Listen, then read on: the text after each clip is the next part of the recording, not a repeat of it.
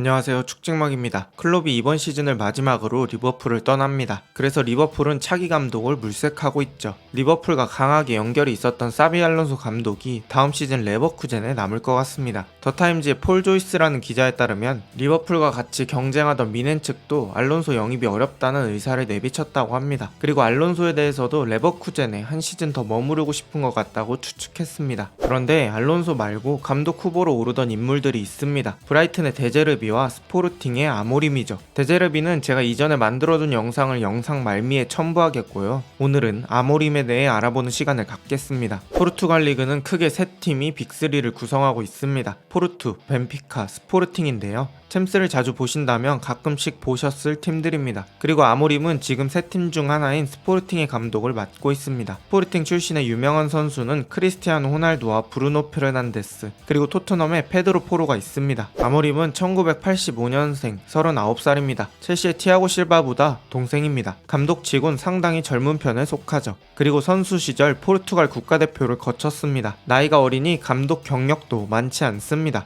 포르투갈 리그 내 감독만 해봤고 보통은 백스리 기반의 전술을 사용합니다. 스포르팅으로 한 번의 리그 우승 경험이 있고 지금도 현재 리그 1위입니다. 스포르팅에서 2020년부터 지금까지 몸담았습니다. 일단 가장 최근에 열린 유로파리그 스쿼드를 가져왔습니다. 기본적으로 3-4-3 포메이션으로 경기에 나옵니다. 여기서 여러분들이 들어보셨을 선수로는 첼시와 링크 났던 센터백 디오망데, 스트라이커 요케레스, 그리고 바르셀로나에도 있었던 윙어 트린캉이 있습니다. 아모림은 공격 시엔 양 윙백을 전방까지 올려서 3-2-5 형태로 공격을 진행합니다. 윙백의 체력과 공격 능력이 중요하죠. 그리고 양쪽 윙어를 안쪽으로 좁혀서 공격형 미드필더처럼 사용합니다. 양쪽 윙어는 공을 받아주러 내려오는 빈도도 높습니다. 이건 리버풀의 후방 빌드업 구조와 유사합니다. 리버풀은 포백이었다가 변형 3백을 사용하며 3-2 빌드업을 합니다. 스포르팅과 후방 숫자 배치는 비슷합니다. 다만 차이는 사이드 쪽에 있는 선수들이 스포르팅은 윙백, 리버풀은 윙어라는 차이가 있습니다. 그리고 전방 3톱은 서로 자리를 바꾸면서 자유롭게 움직였습니다. 3톱이 자리를 바꾸면서 움직이는 것은 리버풀도 익숙합니다. 조타, 누네즈, 디아즈일 때 그런 모습이 많이 나왔으니까요. 하얀색이 스포르팅입니다. 그리고 아모림은 전방 압박도 타이트하게 사용합니다. 어떻게 보면 리버풀의 전방 압박이라기보단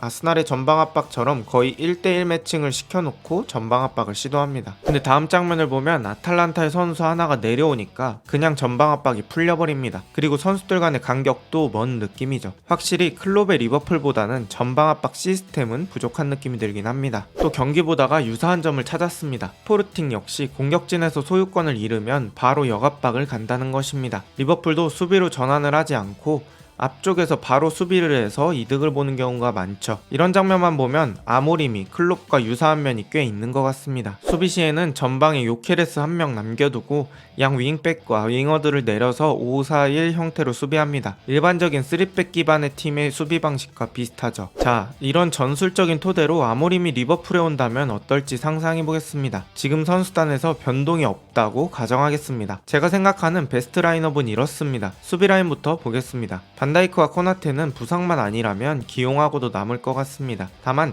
조그메즈 자리인 왼쪽 센터백에 아모림이 왼발 센터백을 많이 기용하기 때문에 새로 선수를 데려올 수도 있을 것 같습니다. 중원 미드필더는 엔도와 메갈리스터가 제일 괜찮을 것 같습니다. 제가 많은 경기를 본 건 아니지만 제가 보면서 느낀 대로라면 순간적으로 선수들끼리 간격이 벌어질 때가 있었습니다. 그 공간을 커버하기 위해선 엄청 공격적인 선수보단 중앙 미드필더 성향의 선수가 좋다고 판단했고 수비력을 보충해주는 엔도와 만능 메갈리스터를 투입하지 않을까 싶어요. 흐라벤베르, 각포, 하비 엘리엇은 이 자리가 조금 애매할 것 같습니다. 다음은 풀백 보겠습니다. 왼쪽 풀백은 로버트슨이 아직까진 베스트입니다. 왜냐하면 아모림이 비대칭 포백도 사용하기 때문입니다. 때에 따라 윙백 중 한 명을 내리면서 포백으로 전환하고 반대쪽 윙백은 올렸을 때가 있습니다. 로버트슨은 리버풀에서 아놀드가 인버티드 풀백으로 올라갈 때 변형 3백으로 센터백 자리도 많이 해봤기 때문에 아직까지는 익숙할 것 같습니다. 고민되는 건 오른쪽 풀백입니다. 말 그대로 행복한 고민이죠. 아모림의 축구 성향상 아놀드같이 플레이메이킹형 풀백보다는 윙어처럼도 뛸 수 있는 브래들리가 더 어울립니다. 앞쪽에 윙어인 살라와 디아즈가 좁혀 설 거기 때문에 더 와이드하게 벌리고 직선적으로 위아래로 움직여줄 자원이 필요하죠. 그래서 아모림이 아놀드를 어느 위치에 쓸지도 궁금하고, 만약 우윙백에 쓴다면 어떻게 사용할지도 궁금합니다. 포지션 변경도 시도해볼 수 있고요. 공격진은 디아즈, 누네즈, 살라, 조타까지 베스트로 볼 수 있겠네요. 살라 고정에 디아즈, 누네즈, 조타는 돌려가며 사용하지 않을까 싶어요. 아모림은 공격 시에 양쪽 윙백을 올리기 때문에 양쪽 윙어를 안쪽으로 좁힙니다. 그래서 완전한 윙어라기보다는